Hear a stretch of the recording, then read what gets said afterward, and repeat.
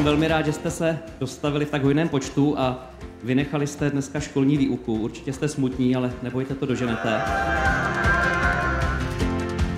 Dnes jsme se potkali v Havířově, v kulturním domě 500 studenty.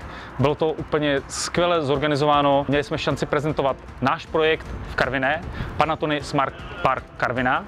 Měli jsme šanci odprezentovat, jak funguje průmyslový development, co potřebují naši klienti, jaká je udržitelnost průmyslu důležitá a že Green Deal is not dead. Nás to hrozně těší, že jsme mohli šířit dál osvětu a doufáme, že studenti viděli trošku naděje v tom, že když budou dobře studovat, budou mít zájem o věci, tak můžou třeba závodit v e-force týmu, nebo můžou zažít Dakar, anebo můžou pracovat na špičkových pozicích v rámci průmyslu.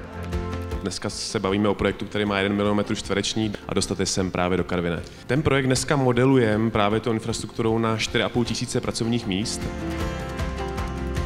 Nejvíc se mi to na této akci líbilo, že jsme se vlastně ulili ze školy, ale bylo super vidět to propojení vlastně té firmy Panatony s různými značkami. Myslím, že se mi to hodně líbilo, protože si myslím, že po dlouhé době konečně někdo pochopil, jak se mají takové akce dělat. Dneska jsme tady v Havířově před kulturním domem Petra Bezruče, kde nás pozval developer Panatony k prezentaci svého projektu Karviná Smart Park.